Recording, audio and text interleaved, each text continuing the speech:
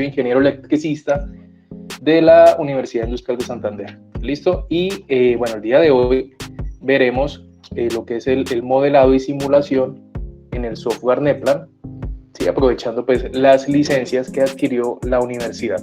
Y nos vamos a enfocar en dos tipos de análisis, flujos de carga y cortocircuito. ¿Listo? Claramente pues pasando primero pues por toda una introducción a la interfaz gráfica, dando pues tips de simulación y demás, y pues también al comienzo de la sesión pues daremos una pequeña introducción pues teórica a estos dos conceptos, los cuales son flujos de potencia y cortocircuito. Vamos a dar comienzo formal aquí a la presentación. Les voy a hablar un poco, unos 2 minuticos de nuestra. Sí, precisamente nosotros este año ya vamos a cumplir 40 años de servicio en el sector eléctrico. Es una empresa que fue fundada en la ciudad de Cali por Juan Manuel Herz, que es nuestro presidente. Tenemos una sede en la ciudad de Bogotá, que es desde donde yo laboro, una sede en Ciudad de México, en Chile, y en Estados Unidos tenemos otras 2 sedes. Dentro de nuestro portafolio, pues lo relacionado a estudios eléctricos, diseños, pruebas, ¿sí? También estamos bastante involucrados en el tema de Smart Grids, energías renovables, y aparte de estos servicios, pues también somos representantes de algunas marcas de software y de equipos, pues como lo son los equipos Dranet, los equipos Aclara, NDB, que son equipos para la calidad de la potencia, para medir puesta a tierra y demás. Y de software como lo es pues claramente el Neplan, que lo vamos a ver el día de hoy. Somos representantes en todo el continente americano. ¿Listo? En cuanto al contenido de hoy, pues veremos, como les comenté, una breve introducción teórica a los conceptos de flujo de carga y cortocircuito, ¿sí? Y también pues a la interfaz. Por acá tengo unos slides de pues unas capturas de pantalla de Neplan. Permítanme, esto lo voy a pasar rápido porque de igual manera es mejor verlo directamente en el software. ¿Listo? Entonces esto sí lo voy a saltar, me disculpan, y pues digamos pasamos de una vez a la introducción teórica, ¿vale? Entonces permítanme, esto es un poco la interfaz, yo esto se lo voy a explicar en detalle, es que es mejor, realmente esto es mejor mostrarlo directamente en el software y que ustedes sepan dónde está, pero pues lo dejo porque también estos yo se los voy a compartir, entonces para que lo puedan leer luego con más calma. Listo, entonces empecemos hablando un poco del flujo de carga, ¿sí? El flujo de carga pues es una herramienta o un análisis que es bastante utilizado pues en la ingeniería eléctrica, ¿sí? Este análisis involucra un análisis pues numérico y se hace mediante métodos iterativos, ¿vale? Entonces, porque pues tratamos problemas que tienen características no lineales y precisamente por eso es que necesitamos un software. ¿Listo? Pues con estos análisis pues debemos llegar a una solución desde la cual se cumplan todos los balances de potencia, ¿cierto? Y tenemos en cuenta pues ciertos parámetros iniciales que ya son conocidos del sistema. Y nos centramos principalmente pues en 4 variables, que es la tensión, el ángulo de la tensión, la potencia reactiva y la potencia activa. Todos estos parámetros que les acabo de decir, pues me ayudan a definir el estado del sistema en un momento dado, ¿vale? Y pues aquí es importante saber que este flujo de carga pues tiene como propósito servir como un indicador constante del estado del sistema en régimen permanente, ¿listo? Y los análisis los hacemos para momentos específicos. Ustedes muy bien saben que pues las redes eléctricas pues cada segundo, cada minuto están sujetos a cambio. Entonces, para este tipo de análisis, pues nos basamos principalmente como en unos parámetros iniciales conocidos y nos basamos ahí, ¿listo? Para el flujo de carga nosotros definimos en el software lo que son los tipos de nodos. Seguramente ustedes, si recién vieron la asignatura, pues estarán familiarizados con alguno de estos conceptos que vemos aquí en pantalla. Y es la asignación sobre todo para los puntos de conexión, para cargas o generadores, y desde la cual pues tenemos los nodos PQ, los nodos PB, PC, Slack. Cada uno de estos nodos pues tiene sus características, tiene sus, digamos, restricciones también, por así decirlo. Por ejemplo, el nodo PQ pues es muy utilizado en cargas y generadores con despacho controlado. desde el cual debemos asignar los valores de P y de Q, las potencias activa y reactiva. De igual manera los PV, que se utilizaban en generadores con voltaje controlado, los PC, donde tenemos cargas con factor de potencia constante, y hay uno muy importante, que es el nodo slack. Esto es muy importante porque en este nodo slack es donde vamos a tener básicamente la mayor capacidad de generación de nuestro sistema, y este punto o este barraje pues va a ser el que va a servir de referencia para los demás voltajes o tensiones del sistema. ¿Listo? Pues en este punto siempre vamos a tener un perfil de tensión al 100%, y a partir de allí pues los demás barrajes van a tomar su valor de referencia. ¿Listo? En cuanto a los métodos de cálculo, pues tenemos diferentes métodos. Acá tenemos algunos de ellos. De igual manera, cuando ya estemos en NEPLAN directamente, pues les voy a mostrar y les hablaré un poco también. El método Newton-Raphson y Newton-Raphson extendido, que es uno de los más utilizados, y precisamente es muy utilizado porque tiene una muy buena convergencia, tiene una convergencia cuadrática, lo que hace que podamos llegar a los resultados en pues, pocas iteraciones. ¿Listo? Tenemos otro método como la inyección de corrientes. Este lo usamos más que todo cuando tenemos redes desbalanceadas, ¿sí? Y de igual manera otros métodos como caída de voltaje y demás. Ya más adelante en NEPLAN pues les estaré hablando y indicándoles dónde pueden leer información directamente en NEPLAN de estos métodos. Ya hablando un poco del cortocircuito, pues acá miramos por qué hacemos un análisis de cortocircuito y qué beneficios obtengo de esto. ¿Listo? Básicamente y a grandes rasgos, cuando nosotros simulamos un cortocircuito, pues estamos determinando las corrientes que fluyen en nuestro sistema bajo condiciones de falla. Ahorita les voy a indicar que, pues técnicamente, que viene siendo una falla. ¿Listo? ¿Y qué tenemos a partir de acá? Pues poder determinar ¿sí? los niveles y los tipos de dispositivos de protección que vamos a usar en nuestras redes, aumentar la seguridad y confiabilidad del sistema, y pues también pues reducir los daños a los equipos que tengamos, incendios, explosiones, etcétera. Y por último, pero no menos importante, pues también el personal humano, ¿cierto? Pues protegerlo de cualquier peligro que tengamos. En cuanto a los métodos de cálculo, tenemos varios también, así como tenemos métodos para los cálculos de flujo de carga, pues tendríamos unos métodos para el cortocircuito. ¿Listo? Tenemos la IEC. Esta norma pues tiene varios estándares que con el paso de los años se va actualizando, teniendo pues nuevas consideraciones en cuenta. Por acá los dejo, yo esto se los voy a compartir para que lo lean más en detalle. Tenemos los métodos ANSI en dos versiones, la C37010 y la C37011. Normalmente pues si usamos la 010 es para niveles superiores a 1 kV y la 011 ya para inferiores. ¿Listo? Permítanme por acá. Listo, sí, continuemos. Aquí también hablamos un poco de la ANSI, de la C37. Tenemos otro método que es el de superposición. Este método pues es un poco más preciso, pero desde la cual pues ya tenemos que conocer la tensión de prefalla del sistema. Sí, ya está predada. Y bueno, y entonces, ¿cuál de estos métodos usamos? ¿Cuál es la diferencia entre uno y otro? ¿Cuál está bien? ¿Cuál está mal? Pues realmente podemos usar cualquiera. ¿Sí? Para un análisis de cortocircuito se puede usar cualquier método. Ya depende del criterio del ingeniero. Si en su estudio pues se le obliga a usar una normativa o la otra, o las consideraciones que tenga el sistema. Por ejemplo, acá tenemos algunas diferencias. Por ejemplo, las tensiones de prefalla en la norma ANSI es un factor de 1 veces la nominal. ¿Listo? Esta tensión un factor de 1 veces.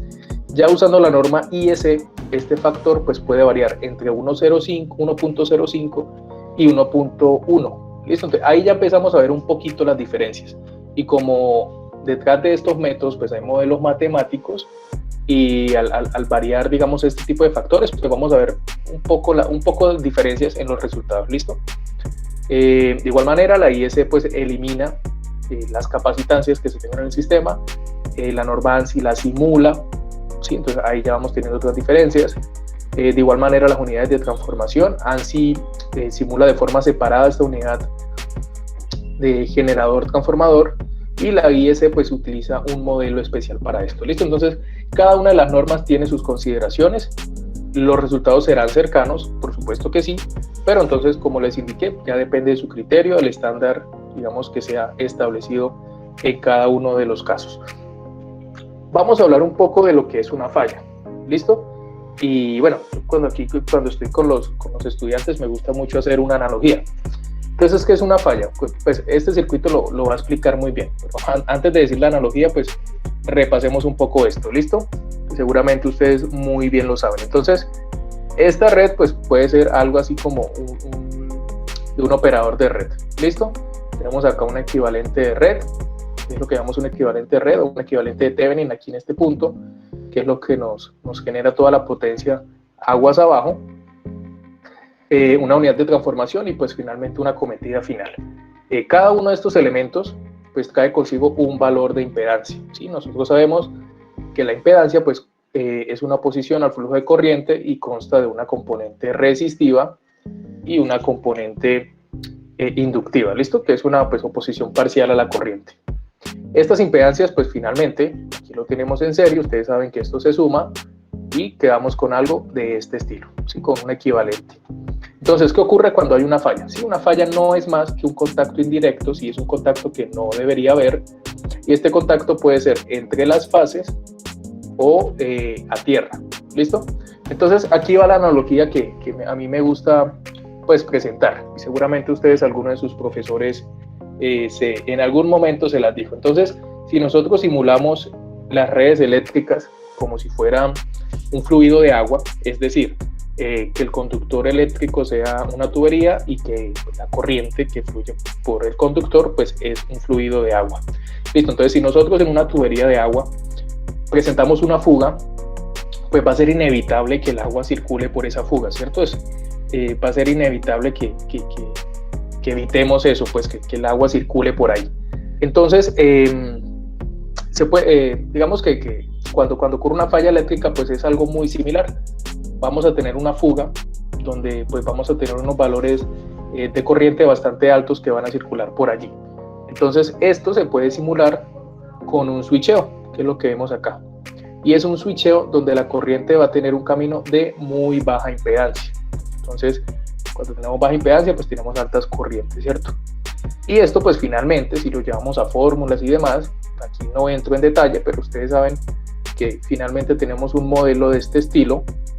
Y esto se puede resolver mediante ecuaciones diferenciales. Y cuando resolvemos este tipo de ecuación, pues vamos a obtener dos respuestas. Una de estas respuestas pues es una función en el tiempo sinusoidal, ¿sí? Que es, digamos, va a tener una respuesta según la frecuencia del sistema, normalmente para nosotros es 60 Hz. Y otra respuesta pues va a ser una componente exponencial, que va a hacer que la magnitud de la corriente varíe respecto al tiempo de manera exponencial, y esto es lo que se conoce como la componente en DC, la componente de continua, muy famosa. Entonces, cuando nosotros sumamos esas dos componentes, sí, miren, esta primera que tenemos acá es esta onda sinusoidal, esta de color negro, y el segundo valor que tenemos aquí en esta parte, pues es esta componente DC. Si yo sumo esta componente con esta componente, acá tenemos el instante del fallo, vamos a tener una respuesta de este estilo, la curva de color verde. ¿Listo? Entonces, se van a generar dos comportamientos. Un comportamiento que es exponencial, ¿sí? Que es un comportamiento transitorio, que es variante del tiempo, que es este, pues el DC. Y llegará un momento en que, pues cuando el tiempo es muy largo, este comportamiento pues se va a ir a cero, ¿sí? Después de mucho tiempo se va a ir a cero. Y si lo miramos matemáticamente, pues también lo podemos deducir de ahí. Si nosotros tenemos Euler a la menos infinito, pues esto tiende a cero y toda esta expresión se me haría cero. ¿Listo? Entonces, ¿qué concluimos de ahí? Pues que es una componente transitoria y que solo aparece en un momento determinado y después desaparecerá. ¿Vale? Entonces, ¿por qué es importante esto? ¿Sí? Porque tenemos que analizarlo, ¿sí? Porque muchas de las aplicaciones que nos ayudan a diagnosticar fallas se basan en este régimen transitorio, porque aquí, régimen transitorio o asimétrico, ¿listo? Porque aquí es donde la magnitud de la corriente obtiene su mayor valor. O sea, la corriente en un sistema, en un cortocircuito, la máxima corriente que vamos a ver está en este punto. Y es lo que conocemos como la corriente pico o la I sub P. Entonces, ¿de qué depende la magnitud de este valor? Entonces, veámoslo un poquito matemáticamente. Pues tenemos esta expresión y tenemos este factor K, y este factor K pues es finalmente esto. Entonces, y con esto pues vemos, aquí también tenemos otra vez un Euler por aquí y tenemos esta expresión. Esto es la relación R sobre X, que es lo que conocemos como la relación de la fuente. Entonces, depende de esta fuente, de este valor, que es lo que se ve antes de la falla, pues va a ser la relación, o sea, pues depende de este valor, va a ser este, y por supuesto va a ser la corriente de pico, ¿cierto? Entonces, esto es primordial que lo tengamos en cuenta, que de pronto entremos un poco en el valor de estas corrientes y lo podamos comprender. Sobre todo porque nos va a facilitar la interpretación de los resultados. Entonces yo aquí siempre les hago una aclaración, y es que pues si bien Neplan es un software de simulación y de análisis, pues realmente el que hace el análisis es la persona que simula, ¿cierto? Neplan simplemente nos arroja unos valores, pero depende de nosotros entender, comprender y analizar si lo que el Neplan me está arrojando es correcto, porque si nosotros cometemos un error al momento de parametrizar, pues puede que tengamos valores que no son coherentes, y pues allí es donde entra nuestro criterio como ingeniero, ¿cierto? Entonces, no es solamente dar clic en simular y ya, porque pues Neplan lo va a simular, independientemente de lo que ustedes le ingresen, pues lo va a simular. Debemos comprender si lo que estamos obteniendo son valores coherentes, ¿listo? Entonces, como para que tengamos eso en cuenta. Bueno, ¿y de qué depende este valor? ¿Cuál usamos o yo de dónde sé dónde sale esto? Pues ya hay estándares y normas, ¿listo? Que sugieren valores para esto. Ya esto está un poco implícito, ya incluso dentro del software, pero si ustedes de pronto son bastante curiosos, pues los invito a revisar. Esta relación R sobre X pues puede ser diferente si tenemos generadores, transformadores, si la falla es cerca de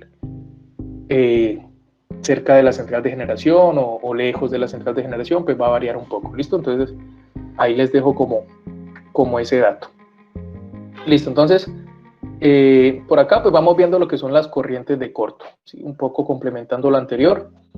Entonces, ¿qué tenemos en esta primera curva? Pues es una curva normal, ¿sí? Esto es un sistema normal, por ejemplo, un sistema de distribución de 13.2 kilovolts. Ya por aquí, pues tenemos la contribución de lo que es un generador, ¿sí? Ya aquí la componente exponencial, pues empezamos a ver algunos cambios. Ya en los motores ya es bastante notorio, en motores síncronos y pues en motores de inducción muchísimo más, ¿listo? Y ya pues cuando nosotros sumamos todo esto, este y este, en toda una red, que por ejemplo puede ser una red industrial, pues vamos a tener un comportamiento de este estilo, ¿listo? Y entonces aquí más adelante pues ya vemos, por ejemplo acá, miren, este es el comportamiento cuando tenemos un cortocircuito lejos de la fuente, ¿listo? Entonces aquí vamos viendo cómo la corriente en el tiempo, pues primero pues esta componente de C no tiene una pendiente tan marcada, ¿cierto? Es un poco más lenta. Y acá pues vamos a analizar diferentes puntos, diferentes valores de corriente que obtenemos en estos casos de cortocircuito. Entonces empecemos con esta corriente que tenemos acá, que es la corriente de medio ciclo. Entonces, ¿por qué es importante este punto? ¿Por qué es importante este valor de corriente? Es importante porque la mayoría de los relés numéricos utilizan, pues que se utilizan en protecciones, aciertan sus lógicas de protección a través de la magnitud de medio ciclo, o sea, de este valor de acá. ¿Sí? Ellos toman esa corriente de medio ciclo para empezar a operar sus lógicas de protección, ¿listo? Entonces, bastante importante.